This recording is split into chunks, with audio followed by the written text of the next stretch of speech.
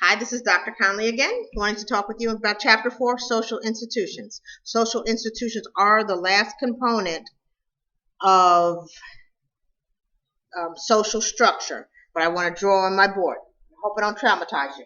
Okay, now, you see this is my beautiful roadmap. Once again, social structure. The parameters of the different streets we're on will guide our behavior. Now, social institutions are cars. I consider these cars. Stop laughing. I can see you laughing. Okay. Car parked out in front of its house there. Okay. Car driving up the road there. These cars are the social institutions. And depending on which social institution we are in will also determine and guide our behavior.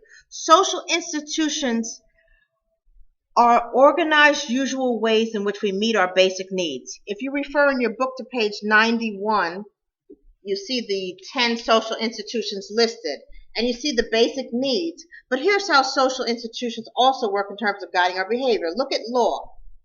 The basic need of law: maintain social order, enforce norms. Okay, look at some of the groups attached to law: police, courts, prisons. Okay, some statuses: judge, police, officer, defendant, lawyer, prison guard. Okay, and then you see some of the values. But how do we operate? How does the social institution of law operate in our life? First of all, we are guided by laws that hang over our head every day in terms of knowing, quote unquote, what is right or wrong or expected behaviors within society. But let's say you're driving on a road, the speed limit is 40, and you're doing 40. You see a law enforcement, you see police vehicle.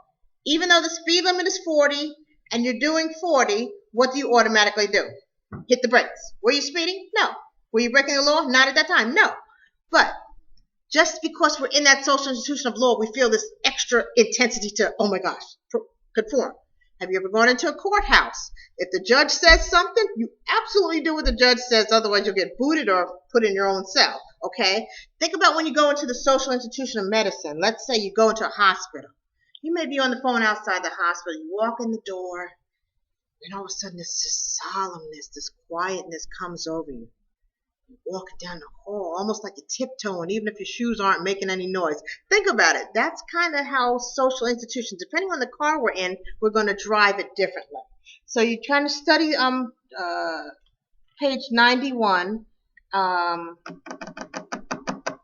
religion, basic needs, concerns about life after death, meaning of suffering and loss, desire to connect with the Creator, and the groups, different groups. But even within religion, if one participates in the social institution of religion, there are confines that kind of guide behavior with what's expected, what one can do, what one can't do, what are the consequences if one doesn't do what they're supposed to do. Okay, so look at all of those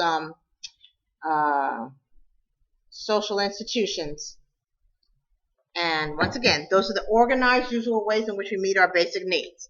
Now, social institutions, part of social structure. Social structure is under the macro level of analysis. So I want to talk with you briefly about what functionalists and conflict theorists say about social institutions.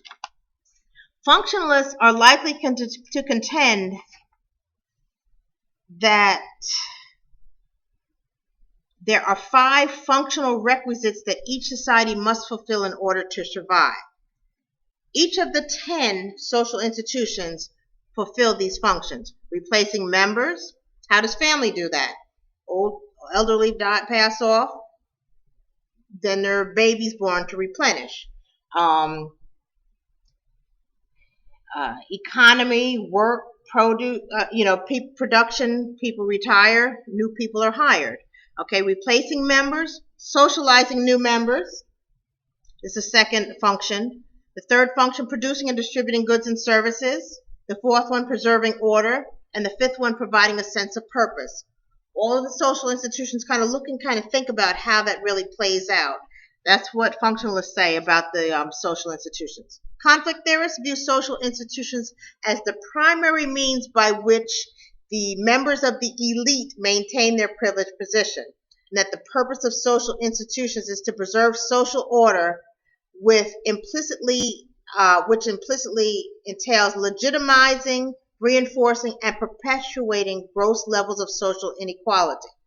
Okay, that's what the functionalists would say about social institutions, that they have 5 functions. Conflict theorists say the social institutions are designed to help the elite maintain their power. Okay. Alrighty, that is it for social institutions, and now I'm going to do a couple more videos on social structure, so I will see you shortly. Bye-bye.